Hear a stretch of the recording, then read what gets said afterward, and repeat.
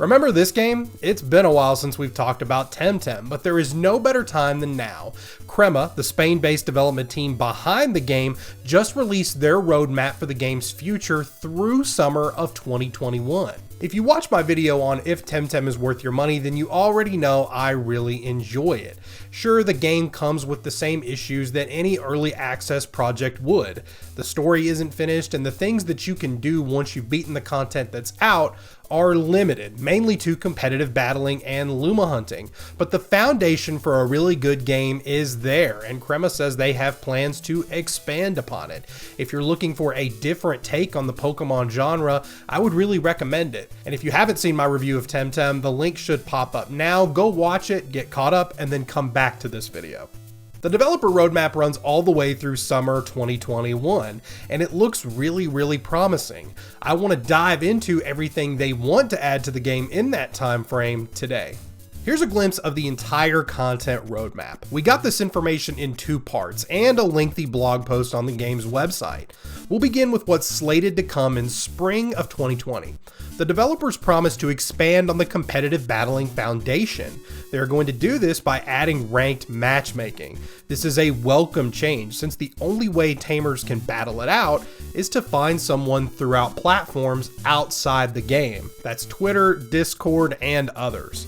Along with that comes one of the most requested additions to the game, spectator mode. Competitive battling has a pretty big learning curve and can be intimidating for a new player to just jump in. Watching seasoned tamers duke it out can provide tons of useful information and take the edge off. It's nice to know players will be able to observe matches in the game's client.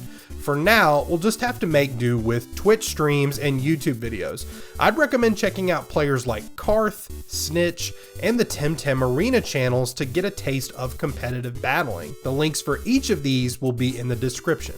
In-game chat is also on the way. I mentioned in my review that it felt weird to have an MMORPG without in-game chat, so this is a nice addition. This will include predefined chat groups like global, local, and trade. The last addition for spring 2020 are clubs. This is Temtem's take on clans, guilds, whatever you want to call it. And who doesn't love to team up with their friends? I am all for this. Let's move on to what's promised for summer of 2020. The first thing we're going to get is a brand new island, and along with that, 25 new Tems for us to collect. It also means the next step in Temtem's story. Player housing is also on the way, and don't worry, there's no real estate market. Crema says every player will have their own house. You'll also be able to deck out your digs with some items purchased across the archipelago, and naturally you can invite players over to show off your style. A new piece of equipment is coming this summer. The climbing gear is used to scale rock walls like the one that you see here. This will lead us to new areas, Tems, and treasure. Finally, in summer of 2020, we'll have some new emotes to use in the overworld, though the developers haven't shown us how that will change just yet. Now we're looking at fall of 2020, we're going to get another new island and another set of 25 new Tems for us to catch. We'll also get our first mythical Tem. These are the equivalent to legendary Pokemon, like Mewtwo. Competitive battlers also have in-game tournaments to look forward to, a revamped quest diary to keep track of what it is you're doing, and in-game achievements. Now we're in winter of 2020. We're promised 30 new Tems and our third new island to go along with it. We will also get our second mythical Tem. Winter of 2020 is also when we'll get Club Dojo Wars. The idea is each island will have a club dojo that players can take over and defend. This reminds me a lot of gyms in Pokemon Go, and I really like that idea. Players will also get in-game rewards for conquering dojos. A trading house is also on the roadmap. These locations are already present in-game, but are blocked by those work-in-progress signs. This is basically an auction house and a bulletin board wrapped up into one. Players will be able to post requests and offers, and a lot of people have been asking for this, but Crema says they need more time to do it right. That's why we won't get it until the end of this year. Winter of 2020 also includes updates to the ranked matchmaking and spectator systems. Moving on to spring of 2021, a whole year away from where we are now, but this will be a big time for Temtem because that is when the game will transition from open beta to a full release. Version 1.0 will include a lot of new things. The biggest one on this list are console ports. That will break down big barriers for people who just aren't into PC gaming. Now, Crema acknowledges there will be some challenges like implementing cross saves and cross server implementation, but it is something they are prepared to work on. Spring of 2021 will also bring the final island of the game. They say it will be a mini island filled with in-game activities similar to the Pokemon franchise. This will also give us daily and weekly quests, which is about as in-game as any game can get. Crema also promises a battle replay system. The last nugget of information for spring 2021 is a controversial one. That's the cosmetics store.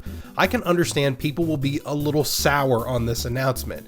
The game already costs $35, but Crema makes a good point that this will help them maintain server costs and a sustainable development team. Plus, the game doesn't have a monthly subscription fee anyway, and cosmetics are strictly optional. Crema mentioned back when their Kickstarter launched years ago that they would never offer items to give players an edge in a real money store. They remind us of this promise in their blog post. Personally, I'm fine with them adding it in, but I'm not sure it's something I will use. The final piece of Temtem's content roadmap is for summer of 2021. We'll be getting our third Mythical Tem and a few new game modes. The first is a Nuzlocke. You may have seen these played on Twitch, YouTube, or even tried it yourself. Basically, a Nuzlocke is a series of self-imposed rules for a playthrough of a Pokemon game, usually involving releasing a Pokemon if it faints. Think of it like an extreme difficulty setting for the game. Temtem will be getting its own version, which is pretty cool. We'll also be getting a draft PvP mode, arcade bar, and a cosmetics battle pass, but we don't know much more about those updates beyond that they are coming in summer of 2021.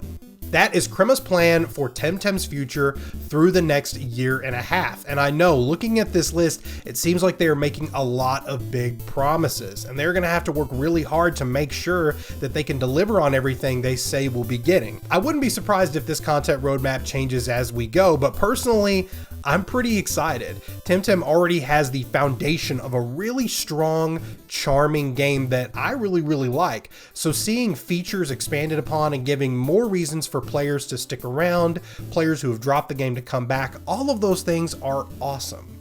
Let me know what you think of Temtem's future. What is your favorite part of this content roadmap? You can let me know about that and topics you want to see me cover in future Temtem videos in the comments. I make time to read and respond to every single one.